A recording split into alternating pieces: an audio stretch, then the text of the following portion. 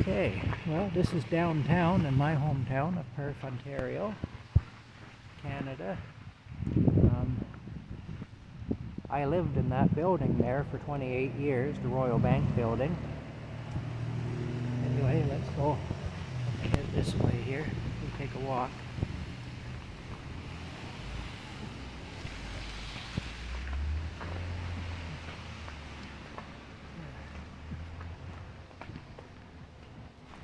This is kind of a neat idea up here that they started doing. I wasn't aware of this. I haven't been in this town in quite a few years, so I didn't realize. I had to come here to get my truck and to get the insurance. But what they're doing is, I guess if you have extras of things or whatever, hats and scarves and things, you tie them up here. So they got the clothespins and the string. You tie them up here, and I guess if a child, if you have children and they're in need, see there somebody made a nice tube, and it looks like there's mittens in there too. It says child, medium, 6 to 8 years old, hat. Oh, hat and tube scarf. Okay, so that's the scarf that's inside the hat, eh? Looks like somebody knitted that. It's nice. Anyway, basically the idea is that if you're in need, you can take, basically. If people leave these here, and if you're in need, you can, it's kind of a nice idea. Yeah, those who have extra maybe are helping those who don't have as much, Kind of a nice idea. When I was a little kid, the building that used to be here, where the Toronto Dominion Bank is now, it burned down. It burned right to the ground. This was back in 1971, 72 in there. I was just a little kid. And I remember coming up this street with my dad in his 1962 Pontiac Parisienne a long time ago. I was only like 4 years old. And the building, they hadn't knocked it down yet. And anyway, the top floor was burned right off it. And the top floor was burnt right off the building. And there was one of the upstairs apartments that was all stores downstairs. There was a hardware store and a jewelry store and other stores like that. But one of the apartments upstairs were kind of burnt out, and they were partially knocked down and whatnot too. So you could see the stuff inside the apartments. And there was this apartment that had a bathtub. You could see the clawfoot bathtub up there, and it had one of those old-fashioned showers with the pipe that comes up along the wall and then it curves like a gooseneck, and stuff, with the shower head on the end of it. Anyway, my dad got teasing me, and he told me that we were going to move in there. And he was telling me how great it would be. He said that when we moved in there, we'd be able to,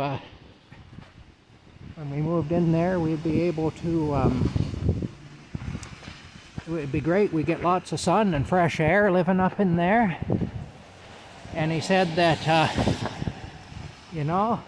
I could take a bath in that tub, and I could wave at all the people while I'm having my bath. I could just wave at all the people going by in their cars and walking on the street and stuff.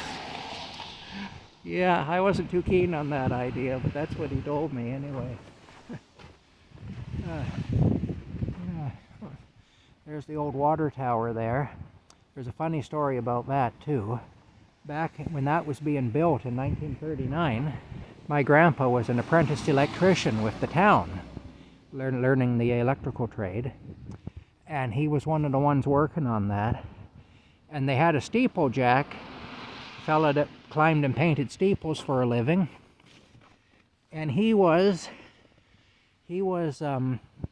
staying down at the church, at the Catholic church.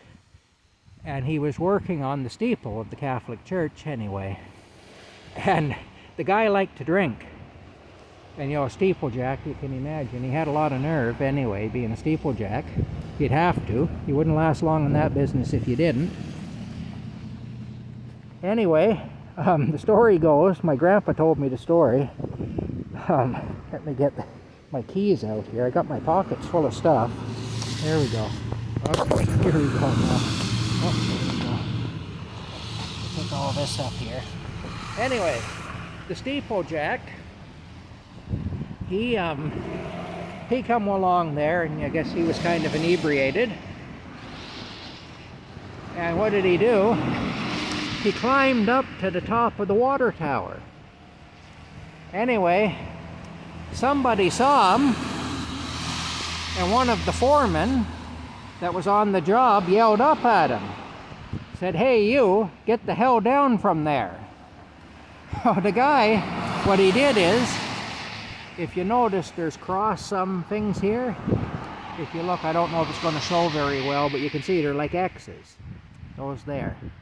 Well, what he did is, the way he came down is, he jumped over the railing, and he slid down each X. That's what he did. He just went down. Oh, there we go. He'd go down one, and then he'd go down the other one, and then and he went all the way to the bottom that way. And then he just walked off down the street, happy as a lark, you know. But I remember my grandpa telling me that story anyway. It's pretty good. Okay. Well, I did stop and I put, okay, is this going to unlock? Huh, don't tell me. No, it is not. Okay. Luckily I can get in through the other door, hopefully. So that's an issue. Okay. I did notice I filled this thing up with gas. It was empty of gas. And I filled it up. Oh, there we go. And when I filled it up,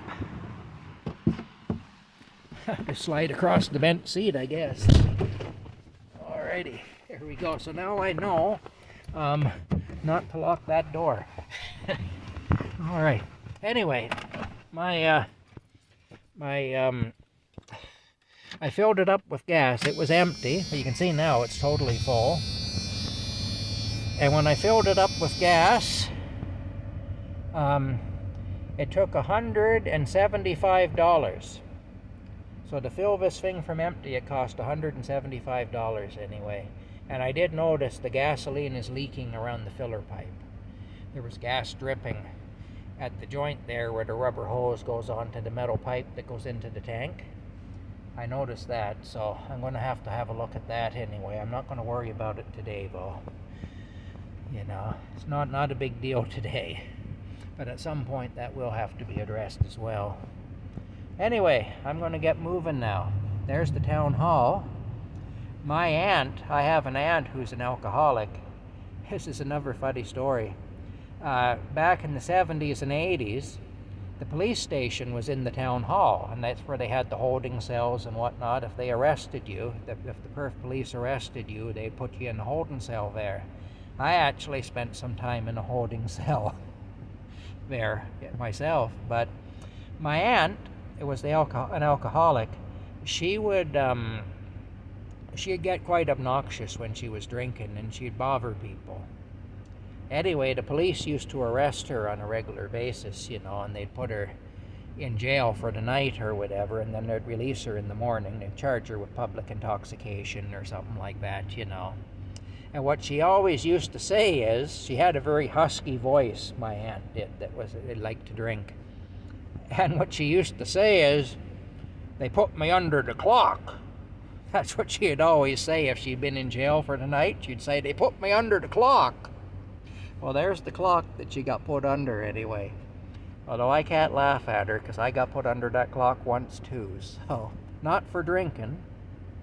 I was actually arrested over the incident where I beat the guy up that had taken the money from me and stuff, and that had pulled the gun on me. He pulled a shotgun on me when I went to serve him with court papers, and I beat him up. I tell that story in another video.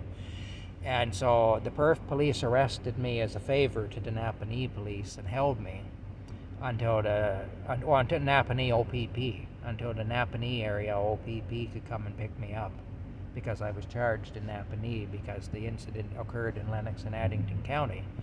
So I spent a morning in a holding cell under the clock anyway. But that's the story there. Anyway, I got to get moving. I'm glad to have wheels. I'm still getting used to this thing. So I'm taking it easy on it, and I'm just really happy to have wheels again, that's all. I haven't driven since 2018, so this is a different experience for me anyway. There's what I'm seeing in my mirrors there. Yeah, alrighty, we'll talk to you later.